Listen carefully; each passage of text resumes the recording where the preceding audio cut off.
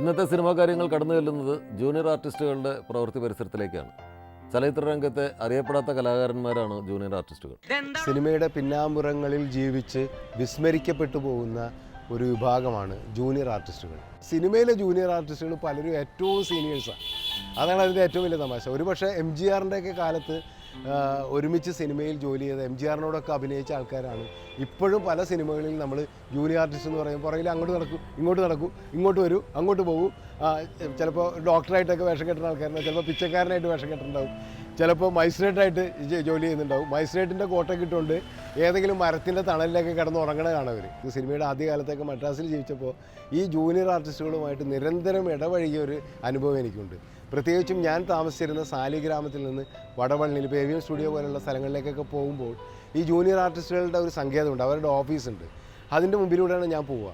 എന്നും രാവിലെ അതിലൂടെ പോകുമ്പോൾ ഒരു 100-200ഓളം ആൾക്കാർ, നമ്മൾ വിചാരിക്കും എന്തെങ്കിലും പ്രകടനമാണോ ജാഥയാണോ എന്നൊക്കെ തോന്നും, ഇതിന് മുമ്പിൽ നിൽക്കുന്നുണ്ടാവും. ചിലപ്പോൾ പണി അന്വേഷിച്ച് വരുന്നവരായിരിക്കും. കേരളത്തിലെ ജൂനിയർ ആർട്ടിസ്റ്റുകളുടെ അവസ്ഥയല്ല ചെന്നൈയിലെ ആയിരക്കണക്കിന് വരുന്ന ജൂനിയർ ആർട്ടിസ്റ്റുകളുടേത്. അവരുടെ കർമ്മമേഖലയിലേക്ക്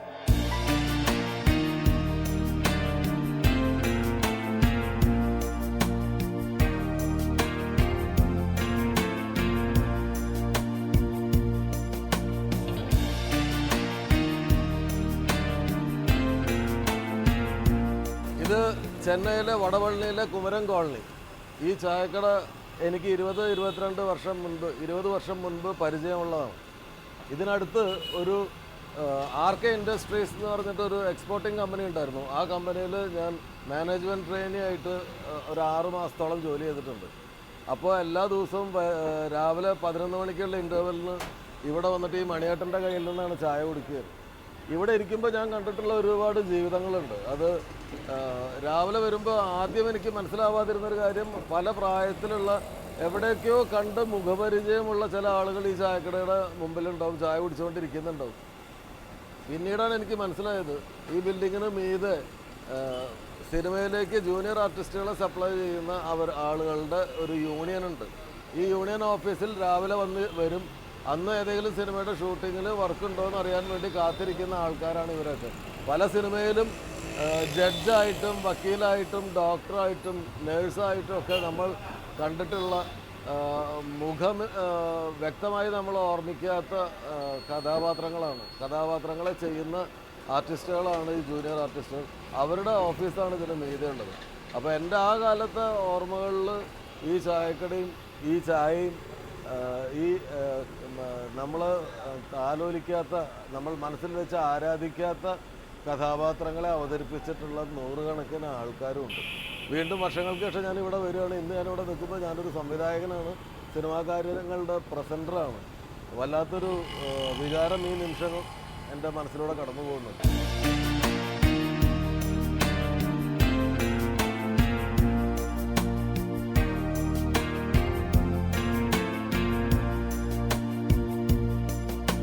നമ്മളിപ്പോൾ ഉള്ളത് തെന്നിന്ത്യൻ വെൺതിരൈ സഹനടികർ സംഘത്തിലാണ്. എന്ന് വെച്ചാൽ നമ്മുടെ സിനിമകളിലൊക്കെ ചെറിയ കഥാപാത്രങ്ങൾ ചെയ്യുന്ന, ചിലപ്പോൾ ആൾക്കൂട്ടമായി, ചിലപ്പോൾ ഡോക്ടറായി, ചിലപ്പോൾ നേഴ്സായി, ചിലപ്പോൾ അഡ്വക്കേറ്റായി, ചിലപ്പോൾ ജഡ്ജായി ഒക്കെ അഭിനയിക്കുന്ന പ്രധാന കഥാപാത്രങ്ങളെ സപ്പോർട്ട് ചെയ്യുന്ന കഥാപാത്രങ്ങളെ അവതരിപ്പിക്കുന്ന ആളുകളുടെ സംഘം.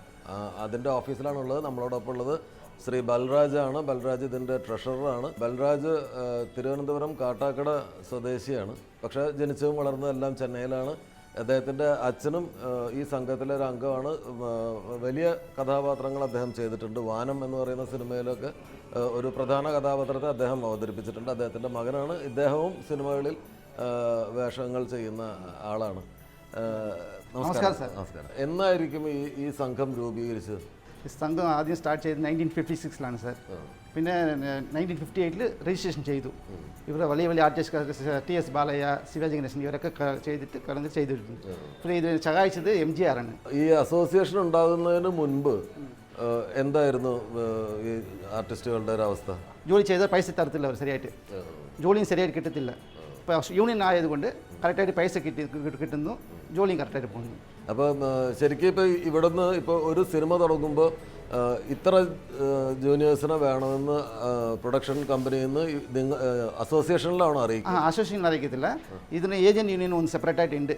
അവരുടെ പ്രോഗ്രാം അവർ മേടിച്ചിട്ട് വന്നിട്ട് യൂണിയനിൽ എൻട്രി ചെയ്തിട്ട് എത്ര പേര് ആൾക്കാർ വേണമെന്ന് പറഞ്ഞിട്ട് ആൾക്കാർ കൊണ്ടുപോകും. അപ്പോൾ എത്ര പേരെ കൊണ്ടുപോകുന്നുണ്ടെങ്കിലും അതിൻ്റെ കണക്ക് ഇവിടെ ഉണ്ടാവും. അത് ബില്ല് വന്ന് ഒരു മാസത്തിൻ്റെ ഉള്ളിൽ ബില്ല് വരും. ചില ഇപ്പോഴൊക്കെ ഒരു മാസം ഒരു വർഷം കഴിഞ്ഞാൽ ബില്ല് വരുന്നില്ല കറക്റ്റായിട്ട്. ആദ്യം അങ്ങനെ കറക്റ്റായിട്ട് ഉണ്ടായിരുന്നു അപ്പോൾ ആ സമയത്തൊക്കെ. ഇപ്പോൾ ചില കമ്പനിയിൽ ബില്ല് വരാതെ കമ്പനി കൂടെ ഉണ്ട് ഇവിടെ. അപ്പോൾ ശരിക്കും ഇത് അസോസിയേഷൻ കളക്ട് ചെയ്തിട്ട് ഇവിടെ നിന്ന് മാസമാണോ ഇവർക്കൊക്കെ കൊടുക്കുക പൈസ? ബില്ല് വന്നാലേ പെട്ടെന്ന് ബോർഡിൽ എഴുതി അറിയിക്കും അവർ. മെമ്പേഴ്സൊക്കെ വന്ന് മേടിച്ചിട്ട് ബില്ല് മേടിച്ചിട്ട് പോകും. സിനിമയിലെ ജൂനിയർ ആർട്ടിസ്റ്റ് എന്ന വിഭാഗം പണ്ട് വളരെ ബുദ്ധിമുട്ടുകൾ അനുഭവിച്ച ഒന്നായിരുന്നു. കാരണം ഈ ജൂനിയർ ആർട്ടിസ്റ്റുകൾ എന്ന് പറയുന്നതാണ് നമ്മൾ സിനിമയിൽ കാണുന്ന ക്രൗഡ് സീൻസ്. കല്യാണം അല്ലെങ്കിൽ സമരം, അങ്ങനെ ജാഥ, അങ്ങനെയുള്ള ക്രൗഡിൽ വരുന്നവർ, പിന്നെ അല്ലാതെ സിനിമകളിൽ ഒരു സീനിലൊക്കെ വരുന്ന നേഴ്സുമാർ, ഡോക്ടർമാർ, അങ്ങനെയൊക്കെ ഉള്ളവരാണ് ജൂനിയർ ആർട്ടിസ്റ്റുകൾ എന്ന് പറയുന്നത്. മുമ്പ് അങ്ങനെ ജൂനിയർ ആർട്ടിസ്റ്റായിട്ട് അഭിനയിക്കാൻ വന്നിട്ട് അതിൽ നിന്ന് വന്ന പ്രശസ്തനായ നടനാണ് ശ്രീ ശിവാജി ഗണേശൻ. അദ്ദേഹമായിട്ടൊരു സിനിമയിലെ AVM സ്റ്റുഡിയോയിൽ ഫ്ലോറിൽ ഞാൻ അഭിനയിച്ചിട്ടുണ്ട്. അപ്പം വെളിയിൽ ഇന്നൊരു വലിയ ആൽവൃക്ഷം നോക്കിയിട്ട് അദ്ദേഹം പറഞ്ഞു, ഈ ആൽവൃക്ഷമൊക്കെ ഇങ്ങനെ വളർന്ന് വലുതായത് എങ്ങനെയാണെന്ന് അറിയാൻ രാജുവിന്. ഞാൻ പറഞ്ഞില്ല, ഇത് തൈയായിരുന്നപ്പോൾ ഞാൻ ഇതിൻ്റെ മുമ്പിൽ ഇരുന്ന് ഒരുപാട് കരഞ്ഞിട്ടുണ്ട്. എൻ്റെ കണ്ണീരാണ് ഈ വേപ്പ് അതിനെക്കുറിച്ച് അദ്ദേഹം പറഞ്ഞത്. ഇതിൽ തന്നെ എത്ര കാറ്റഗറി ഉണ്ട്? എല്ലാ ആൾക്കാർക്കും ഒരേ പൈസയാണോ കിട്ടുക? ആദ്യം ഒരു A ഗ്രേഡ് B ഗ്രേഡ് ഉണ്ടായിരുന്നു. ഇപ്പോൾ ഒന്ന് A ഗ്രേഡ് മാത്രമേ ഉള്ളൂ. അത് എല്ലാം അതിൽ വന്ന് വേഷം ഇട്ടാലോ ഒരു പൈസ കുറച്ച് കൂടുതലായിട്ട് കിട്ടും. ഓഡിയൻസ് ഉണ്ട്, വേഷം ഉണ്ട്, രണ്ടത്തിന് കാറ്റഗറി ഉണ്ട്. ഇവർ ഇട്ട് വരുന്ന ഡ്രസ്സ് തന്നെ ഇട്ടിട്ട് അഭിനയിക്കുന്നതിന് ഓഡിയൻസ് ആകുമ്പോൾ അതേ സെയിം ഡ്രസ്സിൽ ഇടാം. നിങ്ങൾ പോലീസ്, ക്യാരക്ടർ, ഇൻസ്പെക്ടറൊക്കെ ഇടുമ്പോൾ കമ്പനിയിൽ ഡ്രസ്സ് തരും. ആ ഡ്രസ്സ് ഇട്ടിട്ട് ചെയ്തിട്ട് ആ ഡ്രസ്സ് ഇടുമ്പോൾ കൂടുതൽ പൈസ കിട്ടും. കൂടുതലായി പൈസ കൂടുതലാകുമ്പോൾ ഒരു 100 രൂപ 150 രൂപ അത്രയേ ഉള്ളൂ. പിന്നെ ഡയലോഗ് സംസാരിച്ചാൽ അത് കുറച്ച് 200 രൂപ കൂടെ കിട്ടും. ഡയലോഗിന് 200 രൂപ കിട്ടും. അതിന് ഞങ്ങൾ ഏജന്റിന് പൈസ കമ്മീഷൻ കൊടുത്തിട്ട് ബാലൻസ് പൈസ 120 രൂപ കമ്മീഷൻ കൊടുക്കുന്നത് ഞങ്ങൾ. അവരിൽ പലതരം കാറ്റഗറികളുണ്ട്. കാരണം വെച്ചാൽ നമ്മളിപ്പോൾ ഒരു സമ്മേളനം അല്ലെങ്കിൽ അങ്ങനെ ഷൂട്ട് ചെയ്യുന്ന, അല്ലെങ്കിൽ വിവാഹം എന്നൊക്കെ പറഞ്ഞ് ഷൂട്ട് ചെയ്ത് കാണിക്കുമ്പോൾ ഒരു ക്രൗഡ്, അതിന് പറയുന്ന പേര് ക്രൗഡ് എന്നായിരുന്നു.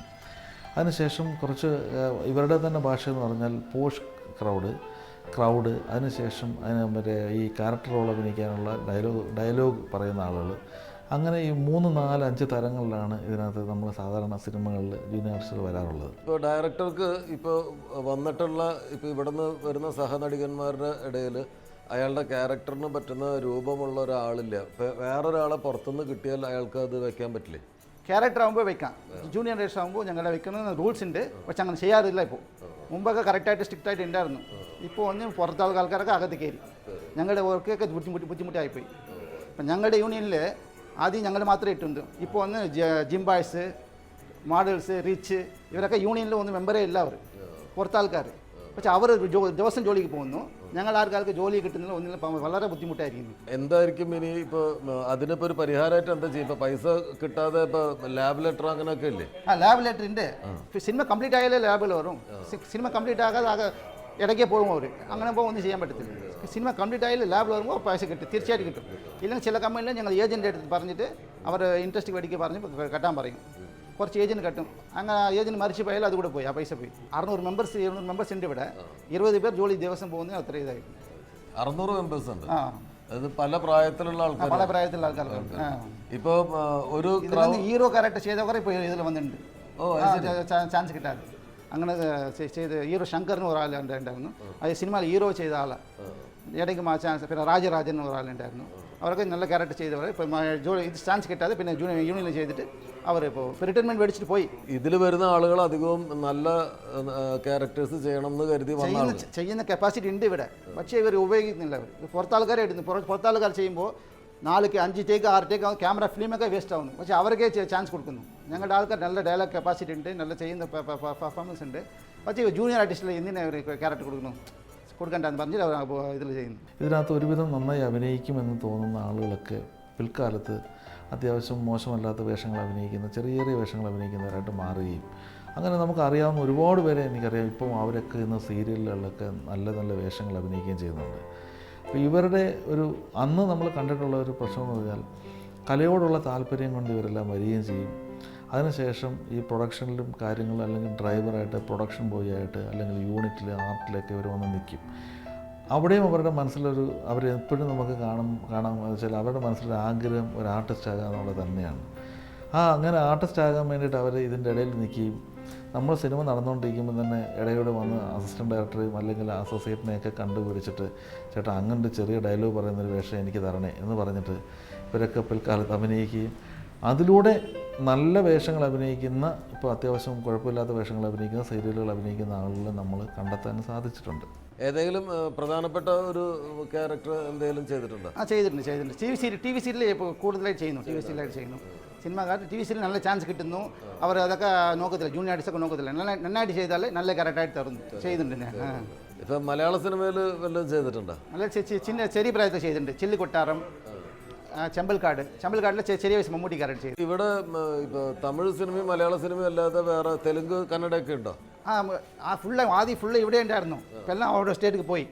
ഇടയ്ക്ക് നിങ്ങൾ പാച്ച് വർക്ക് ആകുമ്പോൾ ഒന്ന് എടുത്തിട്ട് പോകുന്നു. മലയാളം പിക്ചറും എടുത്തിട്ട് പോകുന്നു, കന്നഡ പിക്ചർ എടുത്തിട്ട് പോകുന്നു. ഫുൾ പിക്ചർ ഇപ്പോൾ എടുക്കുന്നില്ല. തമിഴ് സിനിമയിൽ ഏതെങ്കിലും പേര് ഓർമ്മയുണ്ടോ?